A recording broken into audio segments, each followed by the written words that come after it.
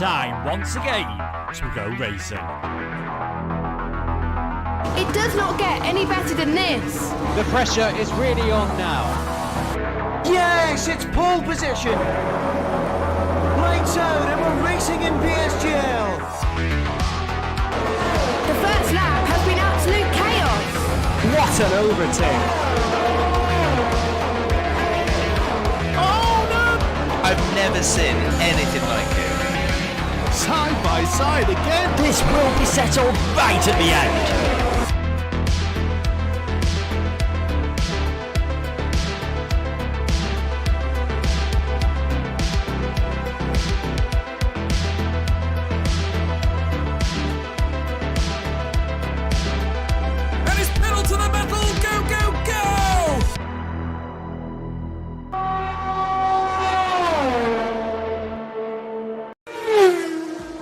Good evening, everyone, and welcome along to the next round of the PSGL F3 PC League here on the PSGL YouTube channel. We are, of course, this evening going to be taking to the track Paul Ricard in France. Le Castellet will be the venue for the next round of the championship, and we've got a championship battle that is heating up. My name is, of course, Paul Zytrix Buckley. I'll be bringing all the action. Alongside me once again is Sam. Good to have you with me again tonight, Sam.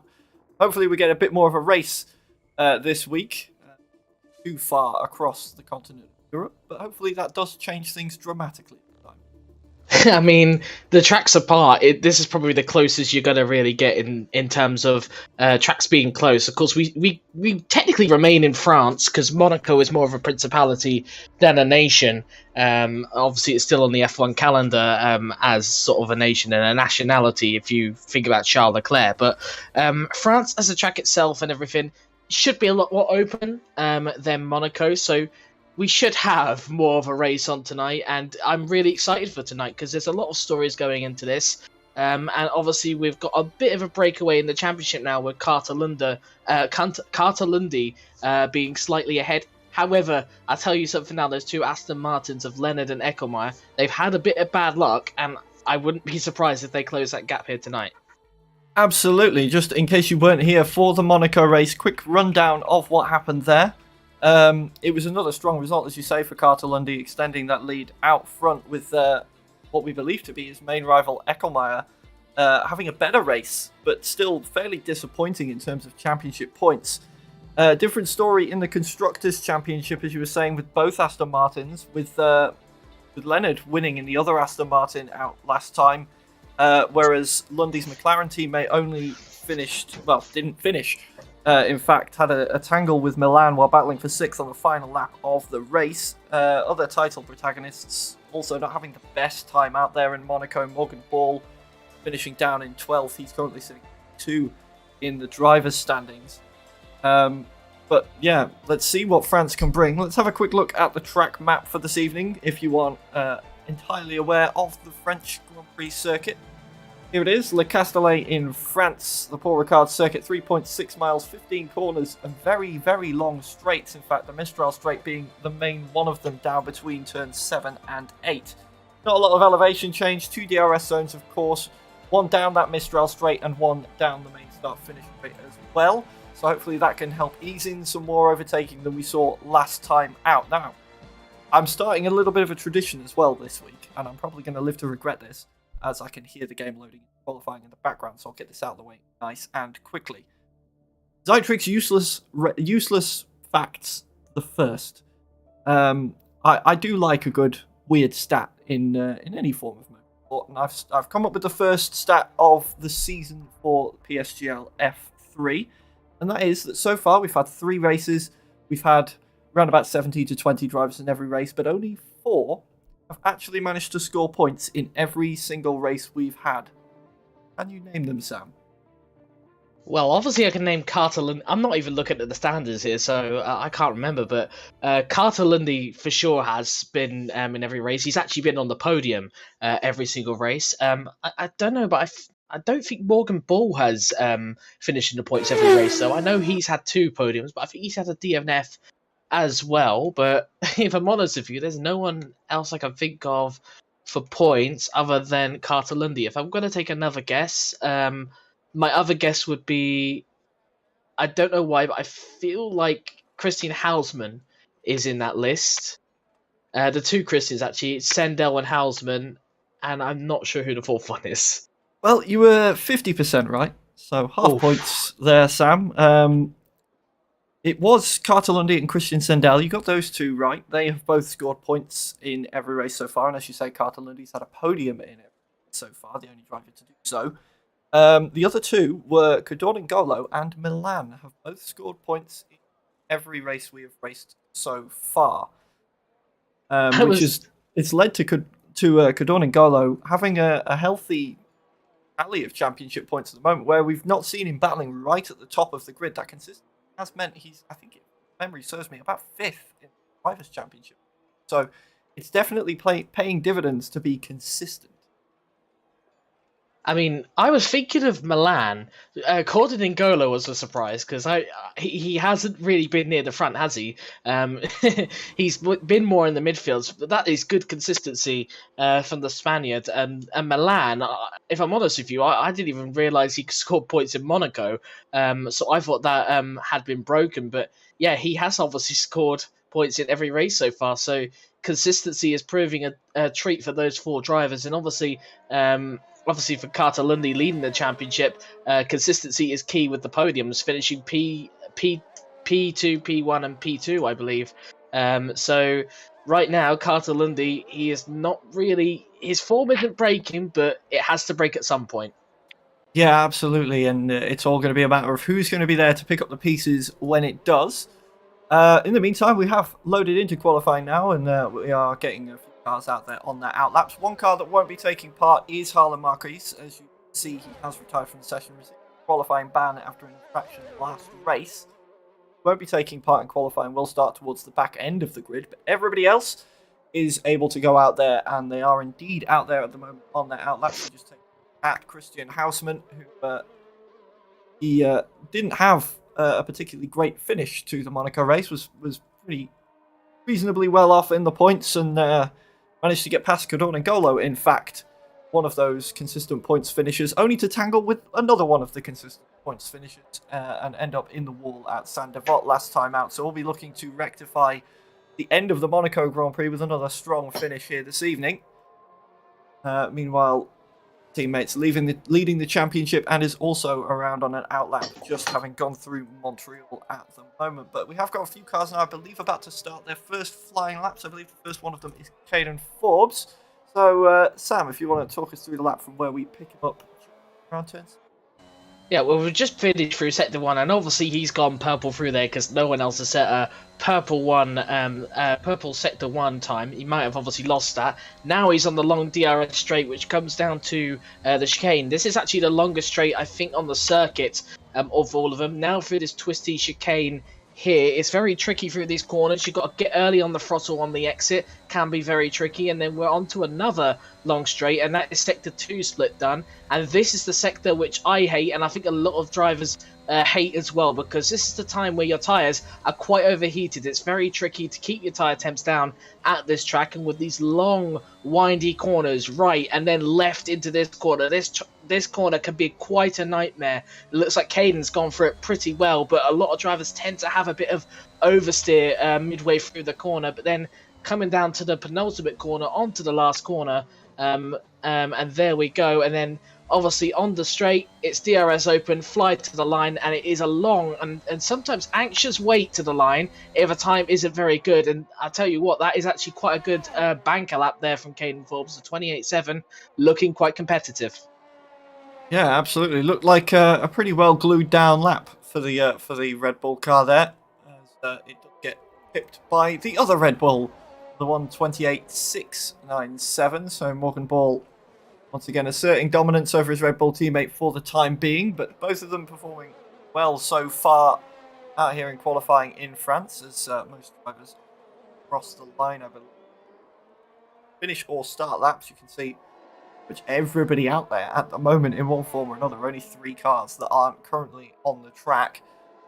Only 4 times coming in, so everybody that went out there, in fact, there we go, some more times coming in. Hausmann sets a 1:28.8. It's pretty tight up there at the moment. But I was wondering if there may be some track limits out there at the moment, because I'm sure some drivers gone out and not set a time. As Carter Lundy, rather expectedly at this point, goes out and sets fastest lap so far, 1:28.4. So it was quite close at the top, and then Carter Lundy's put another couple of tenths between himself and Morgan Ball.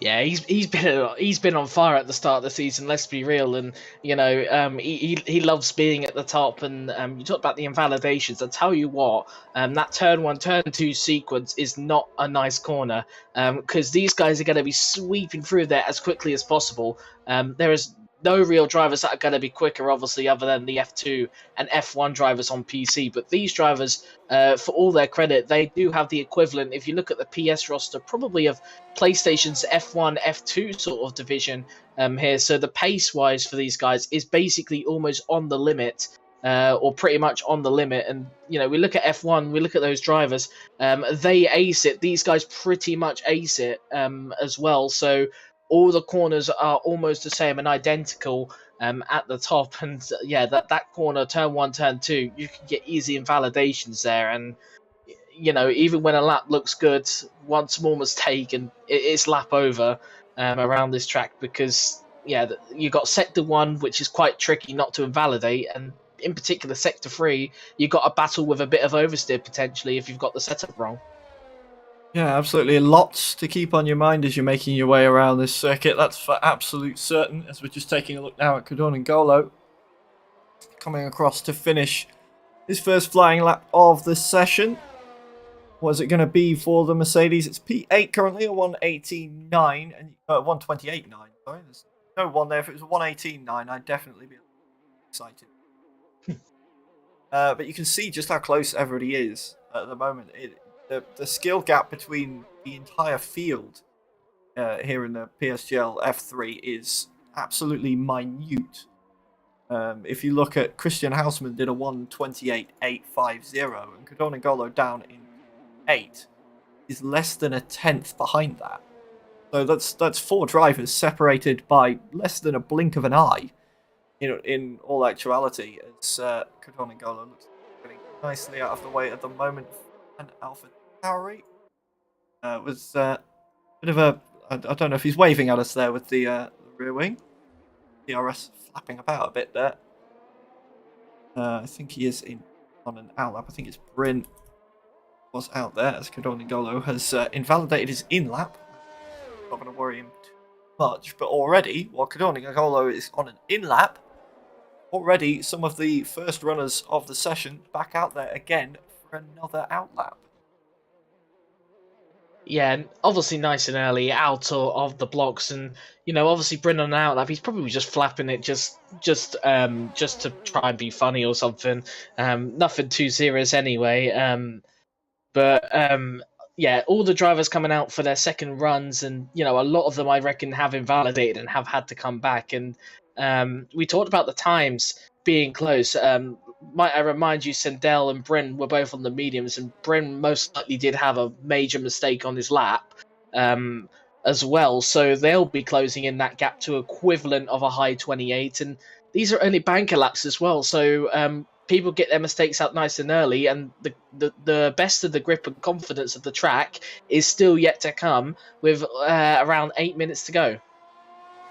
Absolutely, it is all about building that confidence, and to a degree, you're to expect a few more mistakes early on in the session as the drivers find those absolute limits, just how far you can run the car out wide, as we see Caden Forbes doing exactly that. They're running right out to the raggedy edge of the circuit on the exit of turn 2 there, very, very close to an invalidation, but keep nice and clean, using all the available road he can. And now we're down onto that big, long Mistral straight.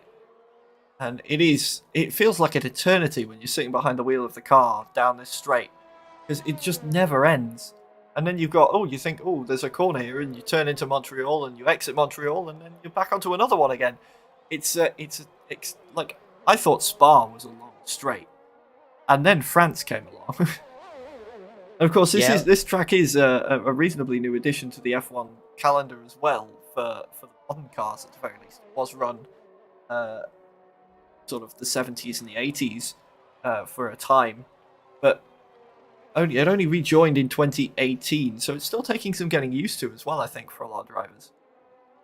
I suppose so, but like in F1 nowadays, the straights keep getting longer and longer. You got Shanghai, Baku, obviously here in France, but you also had Vietnam, which was supposed to be coming, which had a very long back straight. So straights keep getting longer on the calendar. So drivers are getting used to all these long straights that they have to obviously deal with. And sometimes, obviously, yeah, they'll get bored of it.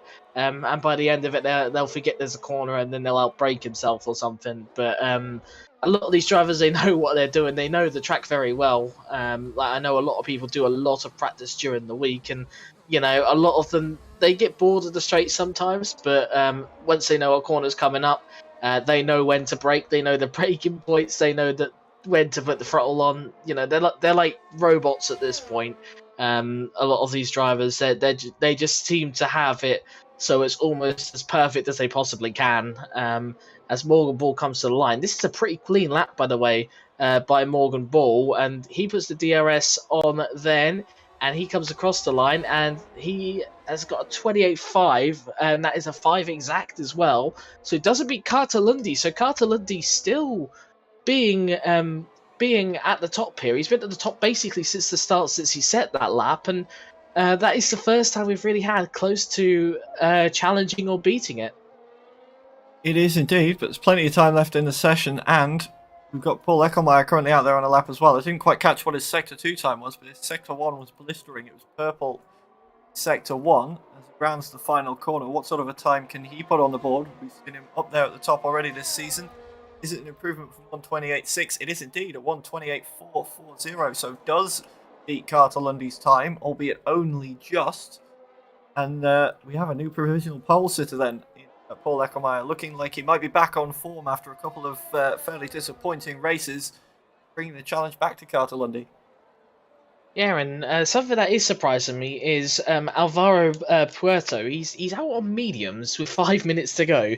I'm not sure what his strategy is, but if he is planning to start on mediums, if he could get in the top 10, of course, that is, quite interested to see. It does indicate we're in for a dry race as well. Or we could be in for a dry race at the start, but midway through we'd get a bit of rain, about lap 14 time. But yeah, interesting strategy there for Alvaro, because with 5 minutes to go, you'd expect everyone to switch to the softs and start putting in sort of their, you know, second to last lap, and then their last lap, of course, on the softs as well. So he's leaving the mediums quite late.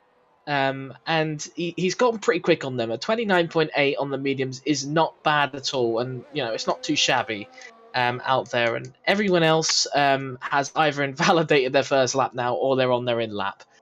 So we're gonna be waiting, I think, a little while before we get a bit more of those real competitive laps. I think the only one really out there on a flying lap right now is Bryn. So that is the only one who I can think of who's on one. Yeah, just going back to Alvaro on those mediums as well. I was watching him as he came through turn 6 on this flying lap, and like he was enjoying the most grip out there. But then again, was in fact lap on the steering very clear of that pit entry line there, which I suppose we're going to have to talk about at some point. Entry to the circuit, yeah, pulling back into the pits. If you're right, it is only Bryn out there at the moment, but Kryzix are about to go out there, perhaps taking advantage of there being a little traffic on at the moment to try and get their lap times in nice and quick. No time on the board for them yet, though, so it is real last chance saloon sort of stuff for them, as even Bryn comes well. This is to maximise, I think. This is just to maximise the grip, because the grip is right at the end of qualifying.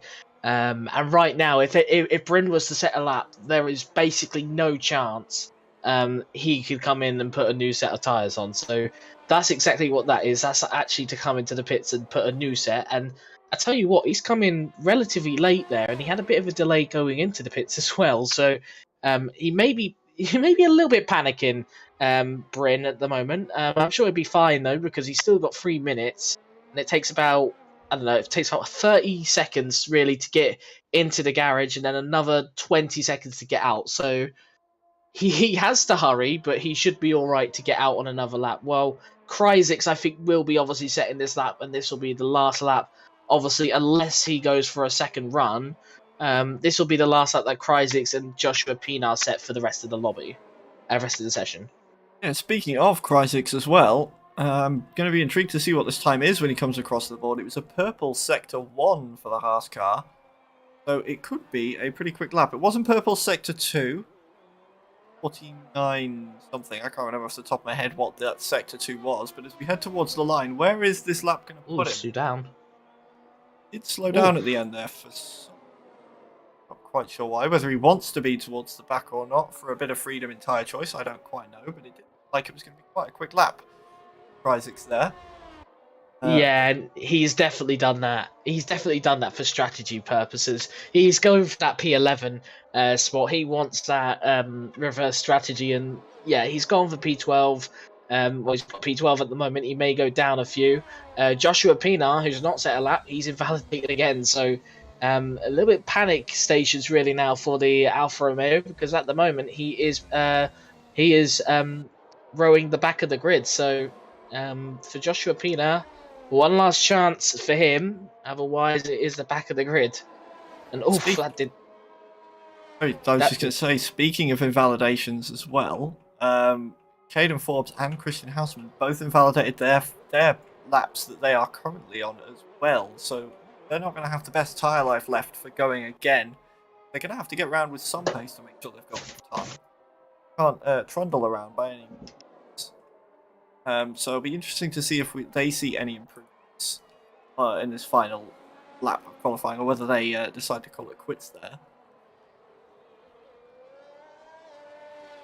No, I don't think they'll call it. They might not call it quits if Caden and if the drivers who have set laps like Hausman, Caden, and they've invalidated, they may go again. And if Caden obviously and Christian think that they can set quicker laps, they'll go for it. Otherwise, they'll come into the pits. So this is what you'll see. I think they are going again. So we'll have to just wait and see. Carter Lundy, I think, is now just starting a lap as well.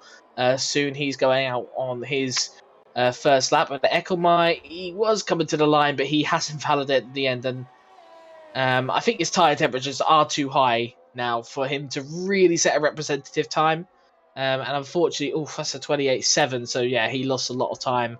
And that is game over for Eckelmeyer. So really all on Carter Lundy now, or one of the drivers like Corden N'Golo, but he's also invalidated.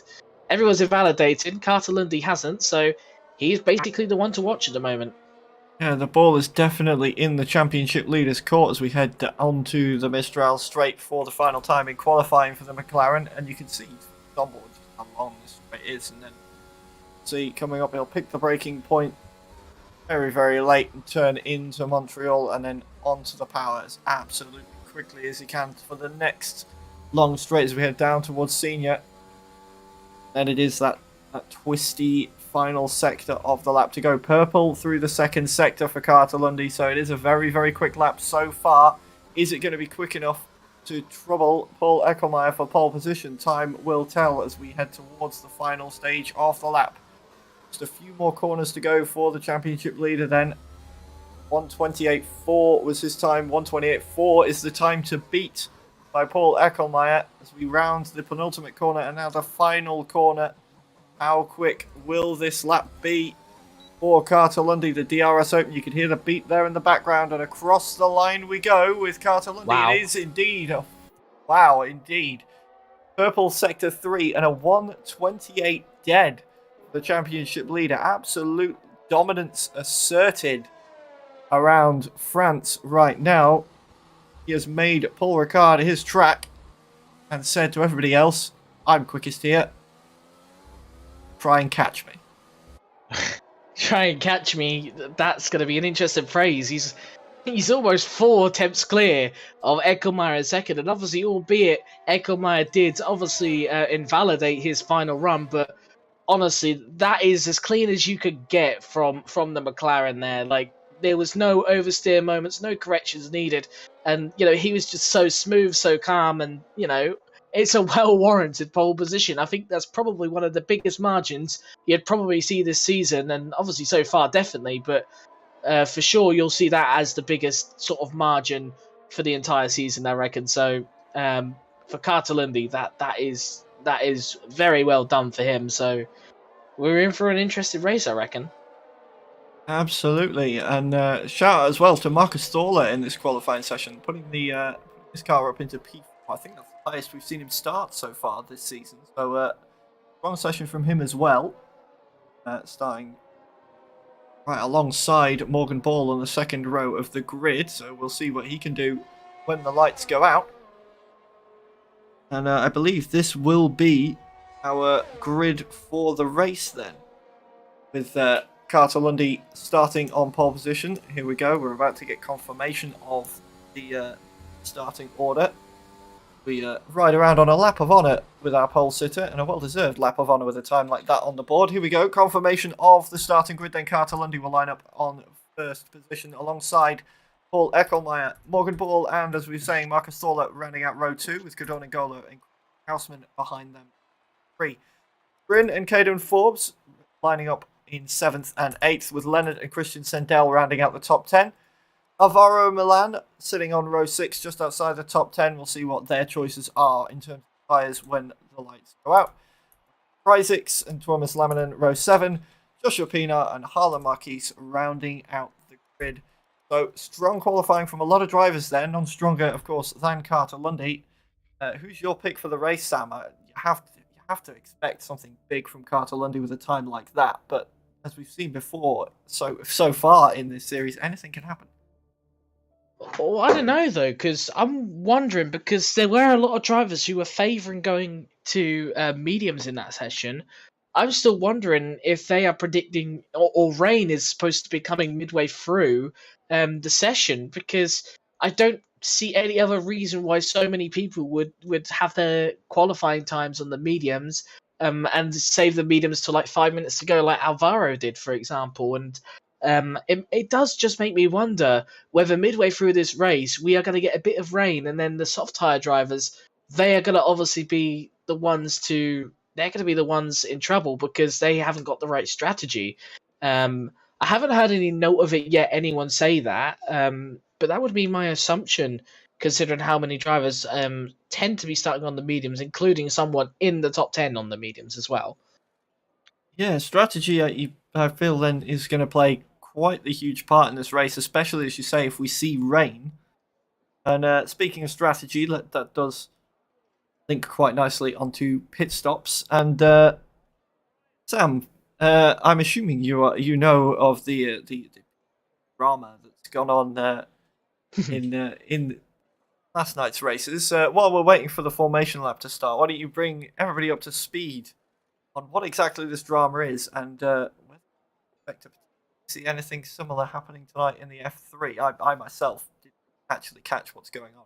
So know of its existence. So, to speed, if you will, Sam.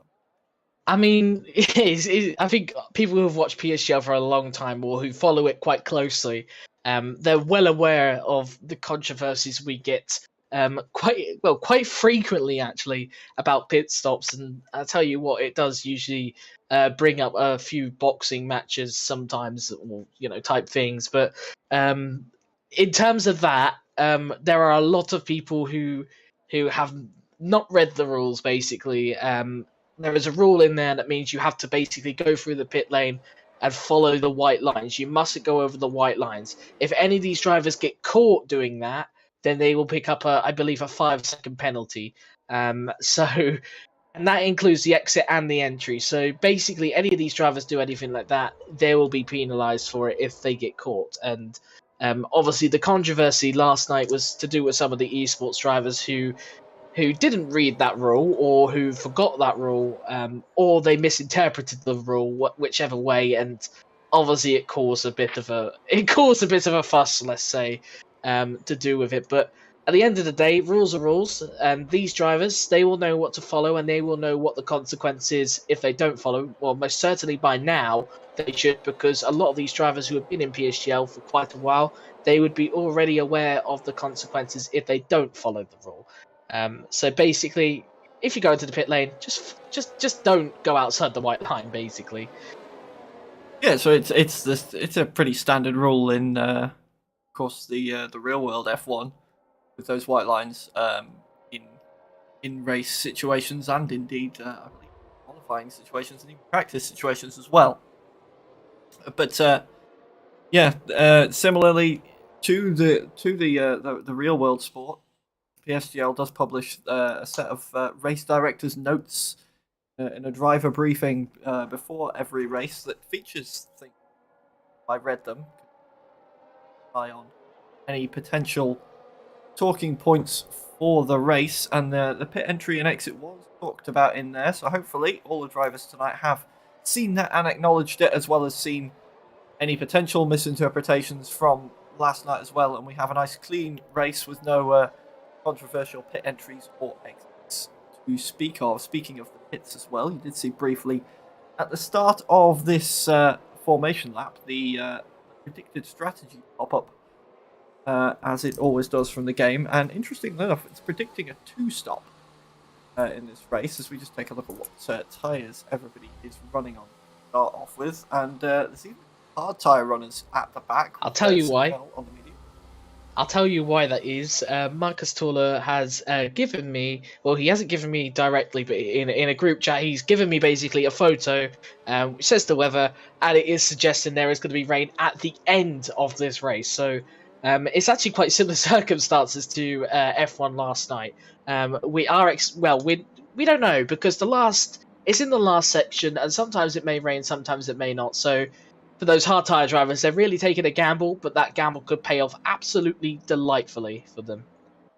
Yeah, so it's going to be interesting as the race goes on, but the lights are coming on right now for the start of the race, and 5 lights are on, and 5 lights are off, and we're away for round 4 of the PSGL here in France. And it's a good start from Carter Lundy, already moving across to try and block off Paul Eckelmeyer, but I don't think he's quite quick enough, so Eckelmeyer's going to go around the outside, but not really going to be able to make that stick, so Carter Lundy will take the lead. Morgan Paul has made a good start and is up to P3 already, as is Condorling Golo, who's managed to jump Marcus Thorler as well at the start of this race and is up to P4, but the battle still goes on behind for those guys as Morgan Ball tries to sprint away from the battle, as Marcus Thorler now tries to take the position back from Condorling Golo up the inside and manages to make it work, maybe leaving the door open as well for his teammate to get through, but not quite for Bryn just yet.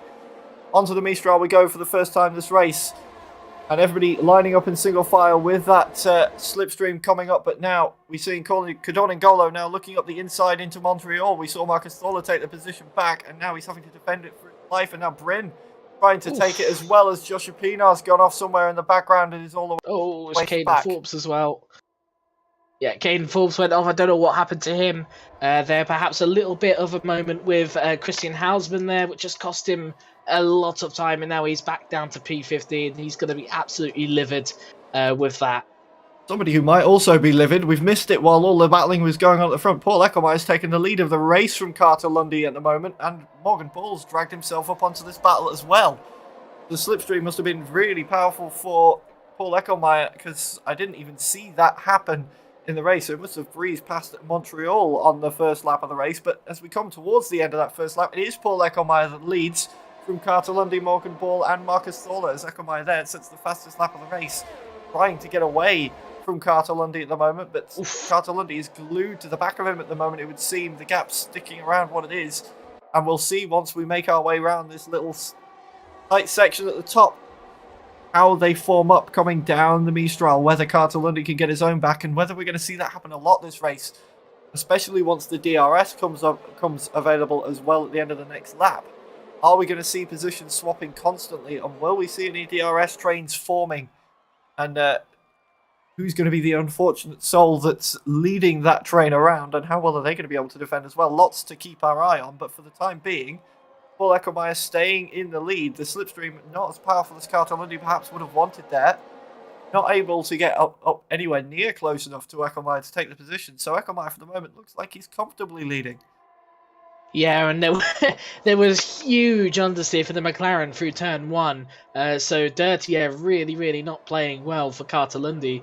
And through here as well, it can be quite tricky with the Dirty Air, but he looks like he's all right for now. But the McLaren, he's just sitting behind at the moment. There's no panic right now, or I wouldn't assume there'd be any panic right now. He's in P2. There's still a long race to go, and was that a little bit of an oversteer correction there from Eckelmeyer through that corner? And that's what I said. That sector 3 on your tyres, especially in this race now, is going to be absolutely menacing to the heat of these tyres. I'm intrigued to see, though, when the first pit stops come off these soft tyres, whether they're going to go quickly onto a set of mediums or even a set of hards. But it's going to be very interesting. The strategy now is going to be very, very split. Absolutely, and I was going to say, with Carter Lundy, I wonder if he's going to sit behind Paul Lecomaya for a little while now. We've seen it from him before in races in this series, is if he's not in the lead of a race, he does like to sort of just chill out and settle in for a little while behind the car in front, not apply too much pressure and race his own race. You can see there, took a little bit of a look to the inside, but ultimately didn't really go for a move there. So we could potentially see Carter Lundy just sitting there for a little while, looking after his tyres, playing the long game. It does seem to be his favourite game to play during these races so far. And look like the two of them are just slowly going to be building the gap to Morgan Ball. Very, very slowly. But it does look like they are pulling away ever so slightly at the moment. Meanwhile, a bit further back, it is sort of settling in elsewhere as well. We did see a move on this lap. I believe it was Alvaro. No, it was Caden Forbes, sorry, getting back past but for the most part, everybody's sitting pretty at the moment. Leonard is getting very, very close to the back of Christian Hausman, though. Of course, race winner last time out in Monaco, down in P8 at the moment, which isn't the best we've seen in Aston Martin so far in the season. By far not the worst position we've seen one in either. But in terms of the constructors, he's definitely going to want to try and get some more points on the board and help the Aston Martin team try and get some sort of a lead over the McLarens. Well, I'd assume Leonard will be one of the Leonard and Hausman. They'll be some of the first to go into the pits. Either that or they'll make sacrifices, because if they want to move up positions, an undercut may work. These soft tyres are probably not in the best condition, but they're just thinking about longevity here.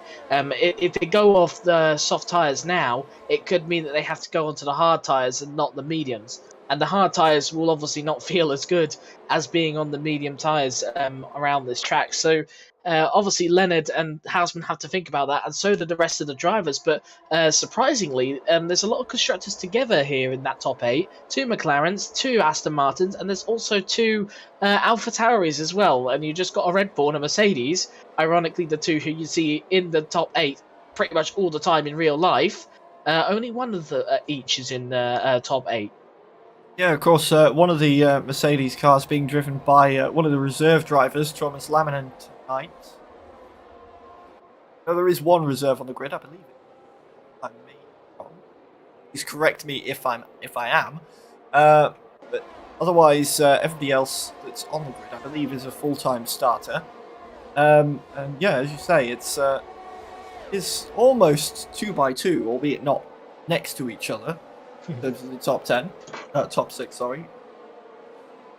Top 8, in fact. I really can't count this evening. And then Milan, I can see as well there, sniffing around the back of Leonard. And this is a position I feel Milan likes to be in. It's where we've seen him a lot this season. Sort of scrapping away midway through the points. It did look like Leonard ran a smidgen wide. Keep it going. Now...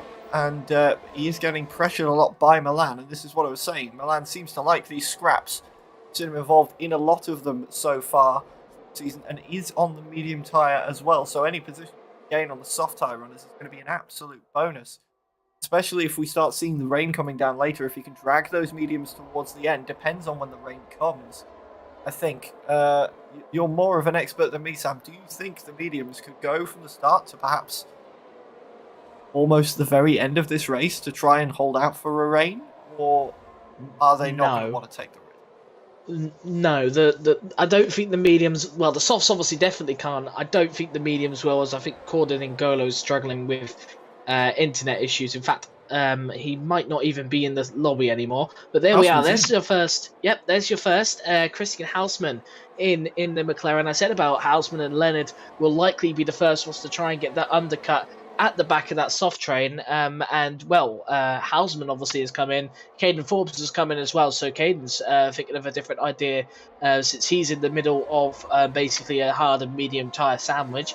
And they've both got different ways. Hausman gone hard, Caden's gone mediums. And this is going to be intriguing to see. What are the drivers who are on the softs? What are they going to go on? Some are favouring the hards, some are favouring the mediums. And just because in the 6th panel you've got a bit of rain there doesn't actually mean rain may come down. It could actually mean that the rain is a possibility, but is only really a possibility if we've got things such as safety cars interfere in this race. And well, at the moment, it doesn't seem the case, but Bryn is struggling a lot, and there are trains starting to move a lot as Bryn goes a lot defensive to keep Milan behind. But I think Milan, he'll have him round the outside of this corner. Hopefully no contact. They still side by side through the corner. With Bryn on the softs, is he going to still attack Milan on the mediums? And oh, that was just begging to happen. And oh, that's just really, really unfortunate. And Bryn, although he probably would have caught that spin, unfortunately, I think it was Laminen who went into him, and that's his tyre off, and well, he's out the race now for Bryn. So really, really unfortunate, and I think Laminen has major wing damage. So for Laminen and for Bryn, both races have really been unfairly taken away from them. Yeah, absolutely. It was so close between the two of them, and got to be said, Laminin could have gotten even more unlucky there as well. He has come into the pits getting the nose changed now, but the ghost of his teammate, Cadon N'Golo, is literally right behind him in the pit box, so it could have been even worse the other way around, and Cadon N'Golo had got past him, because he would then have to have waited for the ghost of his teammate to get out of the way. Luckily, didn't have to wait, so did just have to come in for the new nose, but very, very unfortunate indeed with where Bryn was on the track, and that will be Bryn's race over. And of the pairs of constructors, we have lost some of them out of the top section of the race now. It is, in fact, as we're talking, I was just looking then, we're missing someone from the top load of cars. It's Carter Lundy. He's coming for a pit stop as well while all that action was going on, and putting tyres on. So perhaps that answers what tyres are the front runners going to go on to. Carter Lundy, I think the mediums are the best call. Yeah, and I mean, to me, that suggests he's thinking there is no rain going to come at the end. So he is banking on the weather staying nice, basically, for the entire race. While Paul Eckelmeyer's a little different. Oh, I thought he went into the pits then, but obviously we've already talked about this pit stop controversy. If he had gone into the pits then, it probably wouldn't have been legal, and he would have got penalised for it. But Eckelmeyer thought differently, and he stayed out for another lap. And so, surprisingly, has Leonard. And I say that because those two Aston Martin drivers, they both have to pit. And in my opinion, I think this is just damaging their race. Yeah, because they definitely won't want to come in on the same lap, because that's really going to hurt Leonard's race. Whether they're trying to go long for some reason, I'm not quite sure. But we'll have to wait and see. Marcus Thor has also come in from the front pack. He's gone onto the mediums as well. Currently down in 12 after that pit stop, just behind Christian Osman, hard tyres. And it does look like there's a little bit of a battle brewing, in fact, for the front as well. Morgan Ball's caught right the way back up to Eckel and is applying the pressure. So is this going to cause Eckelmeyer to come in as Morgan Ball dives up the inside as we head through Senior? And they are side by side through here, very close, and Ball goes round. There was a little bit of wheel-to-wheel contact through Senior, and he absolutely really upset the Red Bull going through there, and that was Morgan Ball going right the way around. And it would have ended in tears, and it indeed did end in tears for Morgan Ball there. Now down in P7 after that contact, as Eckelmeyer does now come into the pits, and I'm sure Morgan Ball will as well. Yeah, and Leonard actually comes in the pits at the same time. This is interesting. So he's going to be sacrificed here. I'm now intrigued to see how Marcus Towler does, because he came in a lap earlier, and it doesn't exactly seem like the quickest in-lap for Eckelmeyer. Obviously, he has had to deal with Morgan Bull behind him, who looked quicker. So watch out for. Obviously, we know Carter Lundy, I think, is going to take a clear lead. But watch out for Marcus Towler here. Is he going to get past both the Aston Martins? And there we go. Look at that. Marcus Towler is into a net P2 now. So Eckelmeyer doing the overcut has not worked in wonders at all. No, he nearly lost a position to Christian Houseman as well. It was very, very close in the pit exit there, but does just slide in just in front of Houseman on the hard tyres. But Marcus Soler, playing a blind, has jumped both of the Aston Martins, as you say, up to what will be a net P2 right now. As we do see him going a little bit wide through there. But how well can he defend? That's the next trick for Marcus Soler now. Is one thing getting past, it's another thing keeping ahead. But with the DRS, wasn't really much he could really do there, as Eckelmeyer jumps back past him again. Ever so slightly fresher rubber. And now the battle is going to be really on between Eckelmeyer and Carter Lundy. Carter Lundy with 2 lap older tyres. Eckelmeyer has shown this race he does have a lot of pace. Carter Lundy had the pace in qualifying. Oh, here we go. Eckelmeyer. Marcus Towler up the inside. Indeed he is, and it looks like there's a little bit of wheel banging going on, but nothing as much as we saw earlier with Morgan Bull. And Marcus Soler really trying to fight this position now. Eckelmeyer running him off the road a little bit there, but Marcus Soler holding on to it and continues the chase on the Aston Martin. I was thinking we might get a battle for the lead, but Marcus Soler is going to deliver us a battle for P2 now. He's going to get DRS down this straight. Will he be close enough to make the move into turn 1? It looks like Eckelmeyer's had the better exit, so possibly not. But he's still got a whole lap to think about this, and a big long straight in the Mistral coming up later on in this lap as well. He just needs to keep it clean through the first sector, and he might be able to do to Eckelmeyer what Eckelmeyer did to him last lap. Now as we head towards Hotel and turns 5 and 6, we just need to see Marcus Soler gluing himself onto the back there, trying a different line, perhaps to try and get a bit of a better run through here. As Eckelmeyer sets the fastest sector 1 of the race so far, so that's going to help him defend from Marcus Soler, but Soler's got that DRS. Don't think he's going to be close enough to jump him at the Montreal chicane, though. He's definitely taking a look. He may be actually looking inside. Nope. Not quite close enough, not brave enough to try an absolute send on the brakes. And perhaps rightly so at this stage in the race. With no need to risk what could be a podium come the end of it. But you can see how close he's gotten down that straight. Now, trying to bring the fight back to Eckelmeyer again. So close on the back. Tense. Is he going to try a move similar to what we saw last lap? Not alongside yet, but we could see him dive if he gets the chance. And if you're Eckelmeyer, this is perhaps not what you wanted when you're setting off after Carter Lundy in the lead, having to be racing in your mirrors for an entire lap.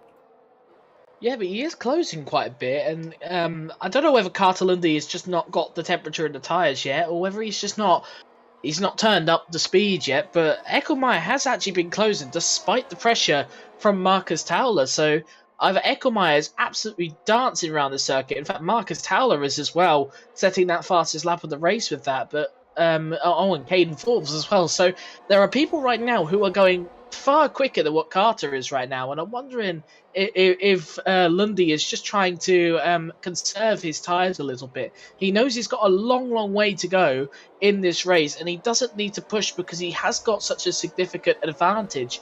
And he also knows with these DRS trains, if he loses that position, he could just gain it back. And, you know, we've seen it already this season. We mentioned it earlier as well. He loves to just sit behind in the train and then just snap you right at the end. Marcus Soler on the inside. And yeah, with the DRS, that move was easy for Marcus Soler on Paul Eckelmeyer.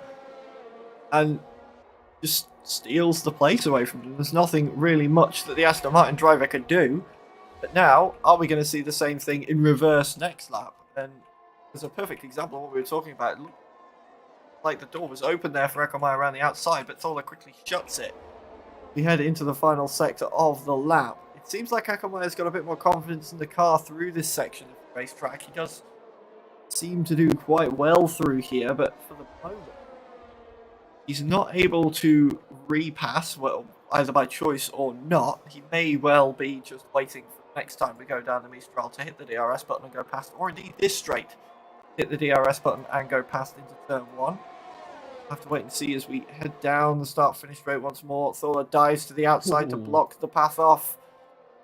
That was definitely a declaration of intent from Marcus Stoller there, zipping across the nose of the Aston Martin, slamming the door shut in Paul Eckermeyer's face, but Eckermeyer's got plenty more chances to retake that position later on in the lap as we head now towards that Mistral straight.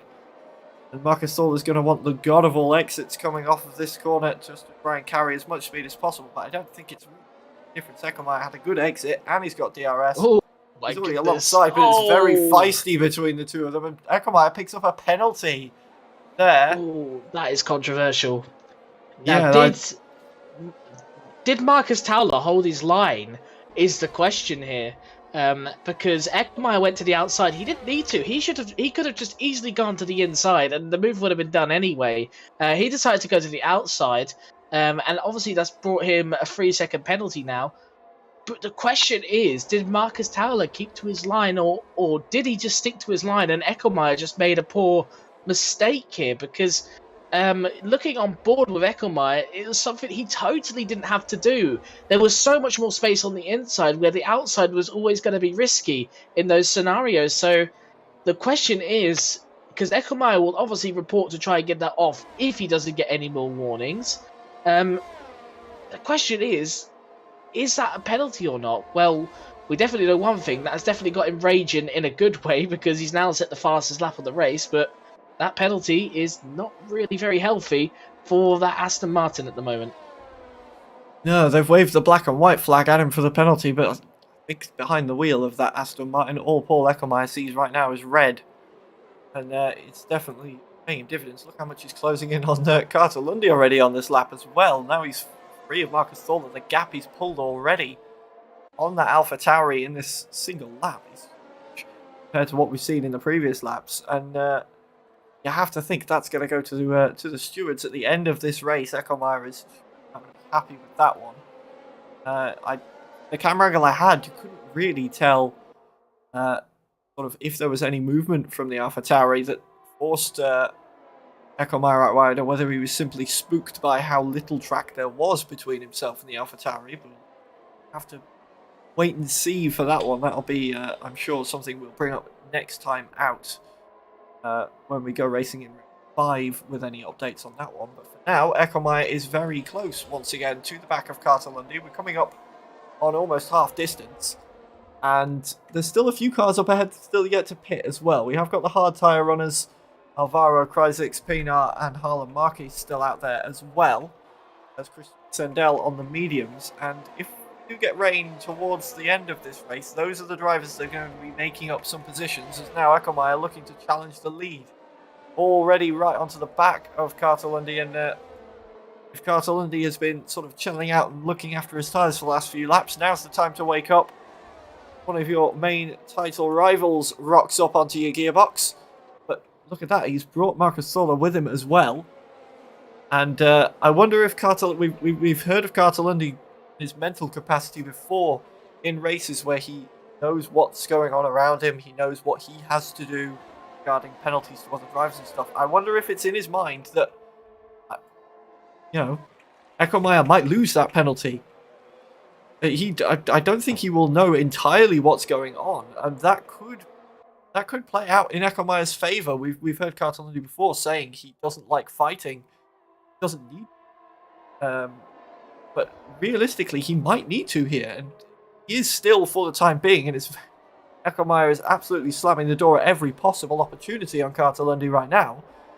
But if Carter Lundy does decide it's not worth the risk and backs off, he could potentially lose out on a race win here. So this penalty is going to be absolutely vital come the results of the race. But for now, it is still neck and neck between these two as we make our way around the final sector of the road. Carter Lundy still right on the back of the Aston Martin, and he's going to have DRS down this main straight. But ultimately, so is Paul Eckermeyer. They've caught up to the back of Harlan Marquez now, and that DRS is not going to be as effective for Carter Lundy as we head down towards turn 1. The Alfa Romeos could be the saving grace of Eckermeyer at this phase of the race as he grows to catch them. But, of course, they could also be the thorn in Eckermeyer's side. These guys are racing for no blue flags right now. This is all. They are absolutely within their rights to fight these positions. Of course, they're not really in the same race on the alternate strategies. But at the same time, they're absolutely within their rights to defend it, and they could play a huge part, Sam, in the way the next few laps pan out. Yeah, of course. They're all obliged to, as Harlan Marquise doesn't really want to get involved. He might have got involved there if Carter Lundy was a little closer, but Carter seems to be alright. What about Joshua Pino? He's in a bit of a peculiar position. Sector 3, pretty difficult to overtake. Eckelmeyer, though, is already out of the ERS here, so he's really pushing to get by Joshua Pina, and he's going to go down to the inside. We know what happened last time. Eckelmeyer was in a battle involving sort of like that, but Pina is not giving up, is he? He's not giving up that position like Harlan Marquise kind of did. And, well, for Carter Lundy, he's got a bigger problem on his hands now, because Pina, he is not giving that position up easily. No, I was going to say, crucially, Pina has slotted into this difficult to overtake part of the circuit, Sector 3, and Carter Lundy is behind Joshua Pina now, as Marcus Thorler does make his way past Harlan Marquise as well, and we should see Carter Lundy get very close to the rear of that Alfa Romeo there, almost touching his end plate to the wheel, but does get past with the DRS and now can set back off after Paul Eckelmeyer, who's got Kreisich just a little way down the road as well. I say just 9 seconds down the road, but for these guys, 9 seconds is going to go by in the blink of an eye with the pace that they have been setting so far this race. Marcus Thorler still behind Pina for the time being, but should get past him on this straight, you would imagine. But for now, Carter Lundy does have the DRS, so it's going to be able to get him back towards Paul Eckelmeyer. I don't think he's close enough to even threaten a move into the Montreal chicane, but we'll definitely get back onto the gearbox with that because Eckelmeyer doesn't have the help of the DRS, as Marcus Thorler does get past Pina and will rejoin these three as well, I'm sure, in very little time. Yeah, and the top three, of course, they shouldn't catch up to the top three, I don't reckon now. I reckon the top three are going to be far and wide away. Sendell, he is going to be. I am almost certain he can't take the mediums as long as he's taking them at the moment. And he's had a bit of a moment. He's into the pits, but he had a huge moment or something where it looked like he had spun or something. So I don't know whether he's hit the back of someone, but he mustn't have because he was in the lead of the race at the time. So yeah, fairly interesting what happened to Christian Sendell. No one saw it. He's on to the softs, so he is favouring still for it to rain. And he's got to really, really pick up the pace now. But as I was saying, Alvaro and Kreisich, they're both on the hard tyres at the moment. They are basically begging for the rain to come down between now and the end of the race because they need to make a pit stop. And if it rains, everyone's got to make a pit stop. So for those two, it is make or break right now. Yeah, it is definitely a case of sooner rather than later. Please rain for these two. Got a bit of a gap to the likes of Eckelmeyer and Lundy, but they won't. It's not a big enough gap that if the rain did fall now and they need to make a pit stop, they'd come out in the lead. Absolutely pick up a handful of certain. It's just a question of when do they decide to make their pit stops now. They could go longer on this set of tyres and pray it comes in sooner, or they could decide, okay, this isn't a workable strategy, and perhaps go to the mediums and just try and carry them towards the end if they don't think the rain is coming. So I think they'll go as long as they can. It will be interesting to see if one of them tries a different strategy to the other, try and get their position, but for now they're both staying out. They are the only two left to pit now, I believe. In fact, no, to lie, Harlan Marquise hasn't pitted yet either, has he? Yes, he has. Harlan Marquise, I believe. No, he hasn't. No, he hasn't. No, it's the lap counter on the side was doing me, and neither is Joshua Pina. I was looking at that, and I was thinking, that meme with the maths, as Laminen has retired from the session, that was a straight-up pit and retire for Thomas Laminen. Deciding not to go on any further, but that my head was like the meme with trying to do all the maths right there, and it did not work. I don't know why I tried it, because it's the one thing you should never do is ask a commentator to do maths, because it will always be wrong. But meanwhile, the battle for what would be the race lead, Paul Eckelmeyer and Carter Lundy are still neck and neck heading down the Mistral Straight. Lundy just following in Eckermeyer's wheel tracks for the time being. Eckermeyer with the tyre advantage, but with that potential penalty looming over him. I say potential penalty. We still don't know what's going to happen as Houseman's had an off as well. What's gone on there? Check it out. Has it gone off? It's on the outside of the exit of Montreal, and the safety car is out. This is beautiful timing for Alvaro and Krysics, who immediately both dive straight into the pits. Wow. I wasn't expecting that one. And, well, for the top two, they'll lose the lead, I think. I don't think they'll keep the lead. Oh, but they definitely will. Paul Eckermeyer and Lundy are both in the pit as well, and Marcus Thorler. Wow, they're all into the pits. No one's staying out. I'm actually quite surprised. Okay, Leonard is, but I'm relatively surprised about that. I was expecting the guys like Eckelmeyer, for example, to stay out. They're all going to soft tyres, which, in my opinion, is slightly risky here, because the soft tyres, if there is no rain in the end, the soft tyres will make it to the end, but they would not be very, very good. But I am wondering if they've just been told on the radio that rain in 5 minutes or something. So all of these guys are reacting to this, and well, like you said, Alvaro and Krysics, they will basically keep the lead of the race, because Leonard is going to be a sitting duck for these first couple of laps now. Yeah, absolutely. 10-lap old mediums versus absolutely brand spanking new soft tyres. You have to feel it's going to be a one-way battle once the safety car comes in. And I wonder if you may be right, whether they have had some sort of message from Jeff telling them that rain is due pretty soon. Which, depending on how long the safety car is, could be as soon as a couple of laps after it comes back in. I'm assuming it'll wait for most of the field to catch up. Cadorningolo is absolutely years behind everybody else, so if it waits for Cadorningolo to catch up, I'll wait. But as for everybody else, they're mostly, because they all pitted on the back of the Crocodile right now, so we could see the safety car coming in pretty soon. And then it's a straight race, and Alvaro and Krysics are right on up there at the moment. From essentially nowhere on the grid, staying out on the hard tyres has paid them massive dividends, and are essentially leading the race right now as the safety car does come in. Not sure where the safety car line is around this track, where we'll know when the safety car is. But doesn't look like it's coming in yet. I'm sure we know by now, because it'll be pulling into the pits pretty soon. It won't come in because Cordoningolo. And I don't think Cordoningolo's here, is he? So he's 39 seconds behind. The safety car's going to remain out, I believe, for like 4 laps, or until all the grid are bunched up together. That's usually how the safety car works. So although everyone is bunched up, they are going to be really, really annoyed with the fact that they've got to go another lap.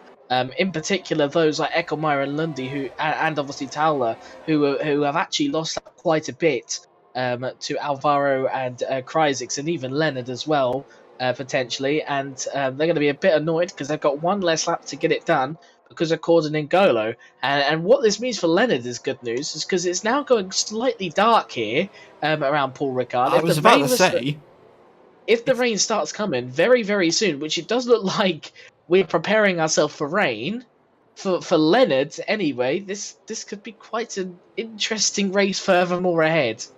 Yeah, I was about to say, it's not just me. Don't adjust your television sets. It's definitely getting darker around here, which would imply that you were correct, Sam, in that they had all received a radio message saying that we've got rain coming pretty soon, and the safety car could play a huge part now. Because if it starts raining while they're still behind the safety car, it will depend a little bit on how heavy the rain is, but you'd have to think most are going to use a chance to bail in and get those into ready when the track is ready, which means Leonard could really benefit from staying out from the safety car. Whereas we were thinking everybody coming in is going to benefit because Leonard's going to be a sitting duck, as I think he is about to become a sitting duck as the safety car is now coming in this lap. So basically disregard what I was about to say.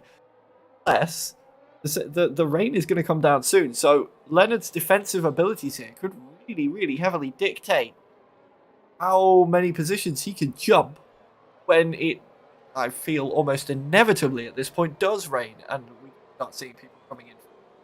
But because we're going to be racing as well, we're going to get the question of when do they come in, for instance? How heavy is the rain going to be? There's so much going on right now, so many different things to think about, but we are about to get back underway here at Paul Ricard, with Leonard becoming the de facto safety car, leading them around on those 11-lap-old mediums. Everybody else out on the soft tyres, brand new soft tyres.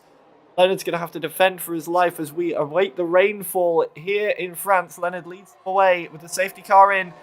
Alvaro is the first one to be taking a look at the race leader. It's a good restart from Leonard, actually. Does put a bit of a gap between himself and Alvaro. He will enjoy that for as long as he possibly can. And the real question as well now is, what can Leonard's teammate do?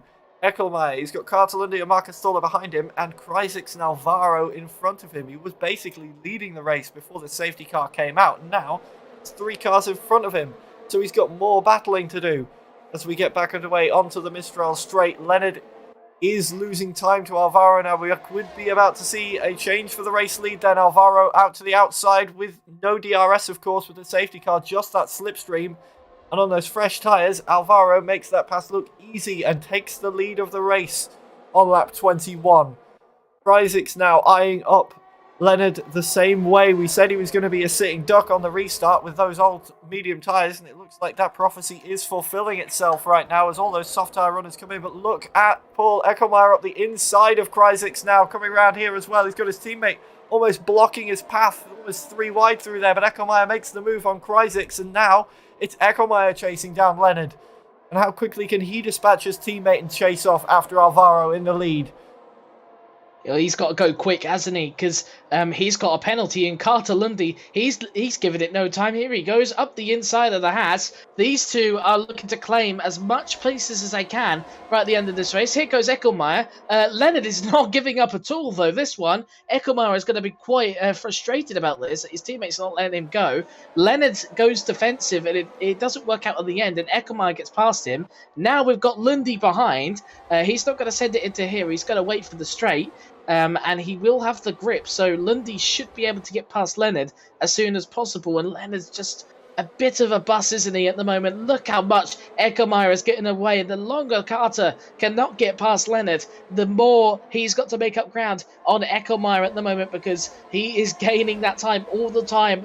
Carter Lundy is stuck behind this Aston Martin, and that straight line speed, that because they've all got ERS and everything, is keeping Leonard ahead, and is only frustrating Carter even more. But here we go then. Now's the chance to the inside. A bit of a squeeze now from Leonard, but it looks like Cartalundi will have the move done. He's used a lot of ERS to get that done, but at the moment he'll be thinking to himself, safe and sound, I'm now into P2 come the end of this race, considering penalties. But he's got to catch up to Alvaro, who seems to be around 2 seconds down the road. So for Cartalundi, if he really wants the race win, he's got time on his hands, and not only that, he potentially has the weather on his hands as well. Yeah, it was almost a perfect bit of teamwork from Leonard there, holding Cartalundi up for as absolutely long as he possibly could to allow his teammate and Eckelmeyer to run away a little bit. As Eckelmeyer now chasing down 130.7 on those brand new tyres. He is hunting Alvaro right now. I think this is the first laps we've seen Alvaro lead so far in season 30 of the F3 Championship on PC. So we'll be lapping it up right now, but you have to feel it's going to be very short-lived with Eckelmeyer hunting him down as quickly as he is. You briefly see the fastest lap of the race from Alvaro, but Eckelmeyer quickly displaced that one, and now is just about half a second the gap back from Alvaro to Eckelmeyer. As it doesn't look like there's any rain falling yet, but the sky, I swear, keeps getting darker. And with Eckelmeyer with the DRS, he's getting very close as Leonard loses 2 positions down the Mistral to Marcus Stoller, and Kreisix now down in 6th position on those medium tyres. He's going to be praying for that rain sooner rather than later, but now Eckelmeyer is right on the back of the Williams that's leading the race. Looked almost like he was looking for a move up the inside there into Senior, but decides not to do it yet. I think he knows his time is on his side, but I can see raindrops, Sam.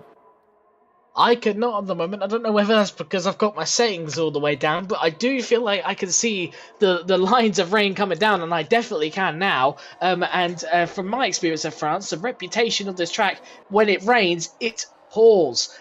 Most races that I've done anyway around this track, but this is obviously from previous games. I've barely raced on this one, but previous games and everything to go by. When it rains, in any sort of sense of the question in league races, it tends to get wet pretty quickly. Now this could not be the case, and they'll be in dry for the end of the race. But what we're looking at the suspense of the 2008 Brazilian Grand Prix here at the moment, just not with the title being decided by it at the moment. Do you pit? Do you not pit in the next 3 laps? Will you have enough advantage to gain a whole pit stop around here? And well, if you're on the soft tyres, you should feel a bit reliable for a little while for now. Yeah, and are we going to see any Lando Norris moments, perhaps later stages of this race? Of course, from Sochi last year, decided to stay out when the weather changed at about this stage of the race, and ultimately wound up losing the lead to Lewis Hamilton and a handful of position process as Eckelmeyer finally does retake the lead from Alvaro. Alvaro, I don't think is quite done yet. I think he's looking around the outside of Senior, not quite able to get it done now, and now he's stuck right between 2 very quick cars in Cartalundi and Paul Eckelmeyer, and how long can he hang out in the middle there? And will he play a bit of a strategy call that might be in his favour? It's not over by any means for Alvaro yet. If any of these two get it wrong on the strategy for when to come in for intermediates, he could dump them still. So he is definitely still in the running. Of course, it's still a podium on. He's still a couple of seconds ahead of Kryzix, and it could still be a very, very good finish indeed for Alvaro. Nobody coming in for the Inters just yet. The DRS is still available. That's generally, I believe, I've not raced a huge amount on these games, but I generally believe that is the sign that it's time for Inters when the DRS gets disabled. But Cartalundi, look at him diving around behind the Williams, trying to find a way past for now. Just a 10th behind. It's like he's pushing Alvaro through Sector 1, knowing that he needs to get past soon before Eckelmeyer does his trick of running away and disappearing into the distance. But as we get onto the straight, what can Lundy do? Alvaro is still going to have the DRS, so the DRS will not help Lundy at all down this straight.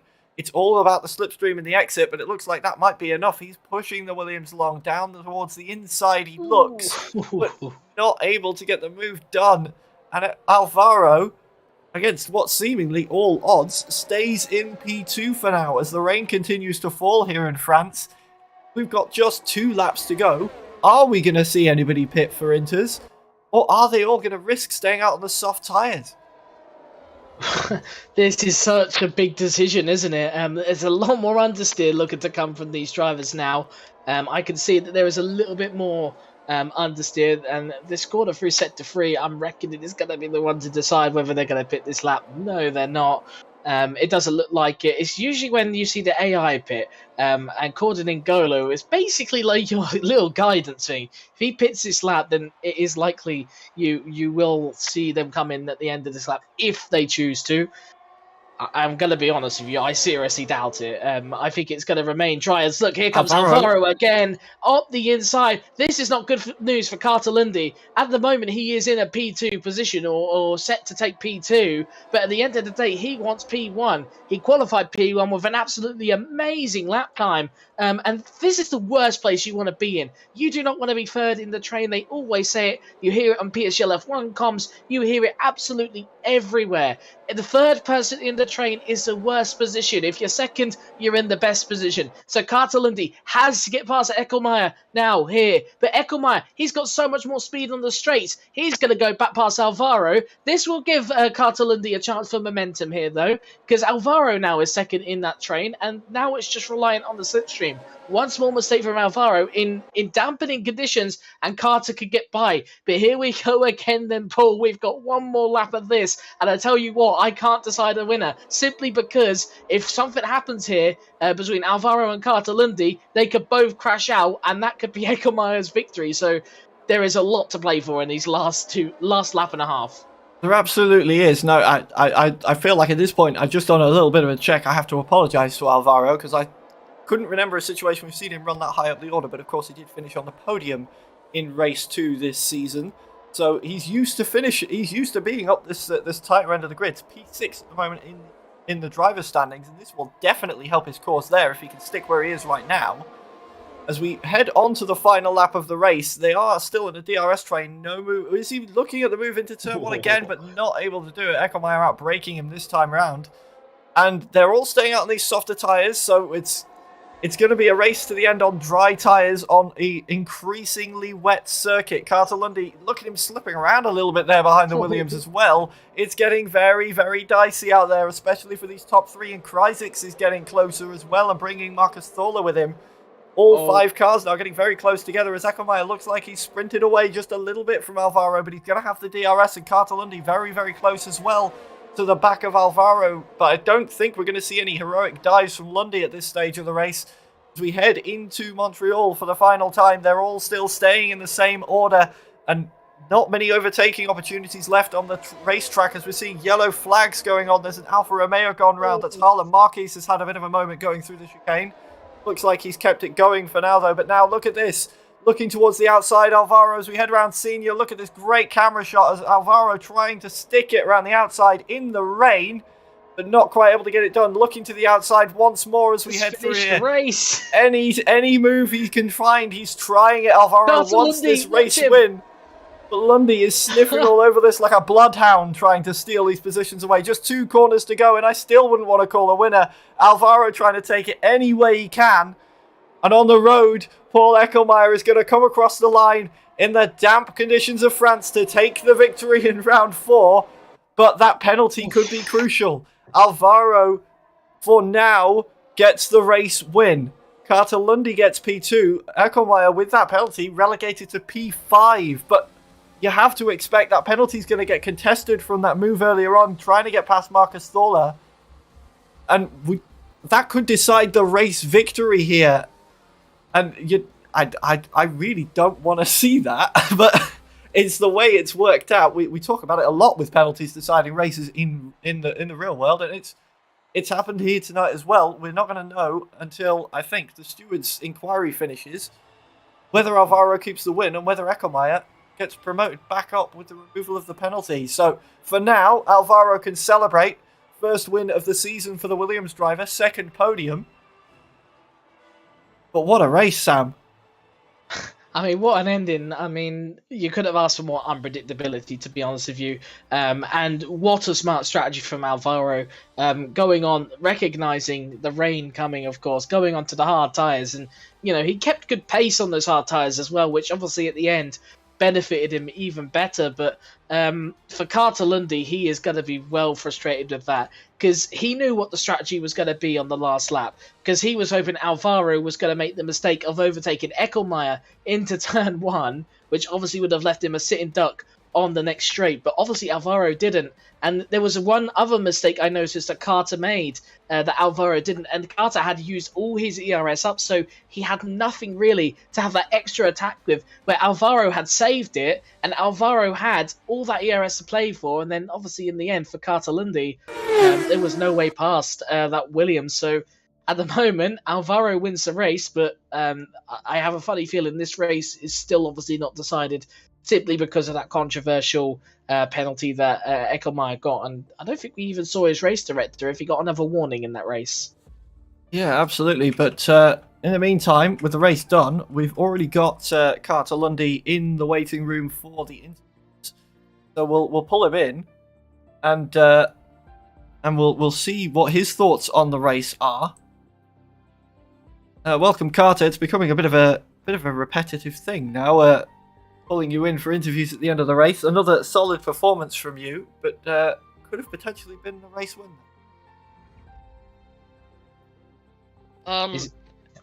Yeah, I'm here. Hello. Yeah, so at the end, that safety car, I was honestly happy with it. Most people on the mediums who'd already pitted probably would have not liked it, but I accidentally pitted a bit too early, because when Bryn crashed out of the race, I thought it was going to be an instant safety car, so I was taking the gamble. But it ended up to be a horrible strategy because my tires had way more wear than everybody else. So the safety car was actually quite good for me, and then I knew Paul had a penalty, so I only had to overtake Alvaro, but I kind of mismanaged my ERS at the end. I tried to burn it all at the start, which was a bit immature, and then Alvaro just had enough to stay ahead. But yeah, when it's bad luck and you still get P2, I think you can be pretty happy. Absolutely, and it is a fourth podium from 4 races for you as well, Carter. So you've got to be feeling pretty strong as we go into the little break week ahead of round 5. Strong position in the championship to be in, and a lot of your rivals falling short of a bit of bad luck so far as well. Yeah, it seems to be consistency has been the key so far. Paul and Morgan both have a DNF. And Morgan unfortunately tangled with Paul, which put his race basically to an end. He had good pace, but yeah, I'm leading the championship by probably quite a bit now, so I just have to keep up what I'm doing into the break week, just relax a bit, maybe take a break from the game, and then come back strong for Hungary. Absolutely. Anything else to add, Sam? Yeah, obviously it's break week now, and obviously you've basically put out your intentions there that you intend to relax for a little bit and just take a breather. And I just wanted to talk about that qualifying lap that you set. What was your general reaction to a 0.0? Was it something that you were expecting, or were you over the moon about it? I was extremely consistent in practice, but there was a trend where I would set a 0.2 banker and then just not beat it. It was just unlucky, and then I got into the real session, and just like Silverstone, I think I did my PB. So yeah, making the lap when it counts is very important. Also, not cracking under pressure is also important, because I know lots of league racers, including myself, have some nerves going through a lap. But it's important just to keep calm and just, you know what you can do, so you just have to do it. Sounds like you find a lot of adrenaline over a lot of under pressure situations, and obviously congrats on P2 tonight. And you know, we never know, it still could be the win for all we know, because there is loads of things that happen in that race. And but congratulations for P2, well deserved. Yeah, I appreciate it. Thank you. Absolutely. Thank you for joining us, Carter. Okay, bye guys. And I don't believe there's anybody else waiting for it. Give it a few moments and sort of wrap up while we wait and see if anybody else comes in or into on the top 3. But yeah, from Monaco to that is we were saying we hope France delivers, and it absolutely did. We had changeable conditions, we had a safety car, we had the strategies playing out. It was just about everything we could think of we got from that race, Sam. Yeah, I think at the end of the day there was just so much unpredictability, and it delivered. Of course, France delivered in this case. We in the end we had a real battle on our hands where there's a lot of unpredictability. And you know, some people look at the championship that they wouldn't look at the results, but they would just assume, oh, this is a one-man championship. There's one man running away with it. And we've just got to remind ourselves that Carter Lundy here has been extremely consistent this season. And although it does seem like he's dominating, we've also got to point out again, there has been a lot of misfortune for his championship rivals. Of course, Eckelmeyer at the moment, Paul Eckelmeyer, with the penalty has pushed him down to P5. And you know, if he could get that removed, and if he did get that removed, obviously he wins the race. So P5 to P1, just because of a penalty removal, could absolutely throw things out of the basket, and obviously put him right back in this sort of championship hunt. And well, for Carter Lundy, it is good consistency, but I said at the start, didn't I? Surely one of those, it has to come to an end, and that's not in disrespect to Carter, because he has been great consistent this season. And there seems to be a sense of attitude change this season compared to last season, because last season was very reckless from Carter, and at the start of last season he was a bit annoyed about being in F3 last season, and he was basically saying easy championship, but in the end it really didn't fall well on him. And there seems to be a bit more of a maturity sense about him this season, and it's really got him to focus and really get his head down. And you know, this is exactly why his results are really like this at the moment.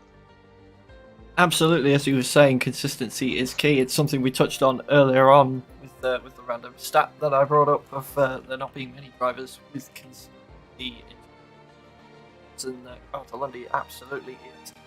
king of the lot of them in terms of that so far. 4 podiums from 4 for the championship leader as we get ready to head into a break week before we're back in 2 weeks' time for round 5 at Hungary. Any closing thoughts from you, Sam, before we part for break? I think again we have to remind ourselves and everything. we are not. This is not, a joke when we say this. We have got the best action really in the house. On a Thursday evening. Of course, a lot of people tune on to F2 obviously afterwards or when it starts. But if you still are watching, I would really recommend to watch F3 because the racing in this division, the racing in every division in PSGL is the best part about league racing. The qualifying is good, but the racing is the best in my honest opinion. And tonight, I think, really proved it. There was a lot of unpredictability, a lot of battling going on, and there was a lot of moments where we were thinking Kryzik was going to win, then Alvaro, who obviously did go and win, will win, and then there were moments where like, nah, Carter will win. It's surely got to be Carter because he's dominating qualifying, and he looked 2 seconds clear of also at the end of his stint, and that just comes to remind you and everything, never say never in league racing because something is always bound to go wrong. So for this division, I would definitely watch till the end of the race and then move on to F2 afterwards. Absolutely. It's just one advantage of all of the races being put on YouTube is if you stay to the end of F3, you can then just go and watch from the start of the F2 VOD. You wouldn't be exactly live, but far off the live action. Speaking of the live action, though, that will round up this evening's coverage of the round 4 of the F3 Championship. And as we said, it is a break week. Next week we'll be back in 2 weeks' time for round 5 at Hungary. Make sure to keep an eye on the PSGL YouTube channel for all the other series that are going on, as well as all the PSGL social channels for any updates on pretty much every tier that's going on. The team behind it, they're incredible at keeping so many different plates spinning and knowing everything that's going on, so you're never really going to miss a thing by following that. I have, as always, been Paul Zydrix Buckley, joined alongside by Sam, and it has been a pleasure to bring you another round of the PSGL. Thank you very much for watching, and we'll see you all in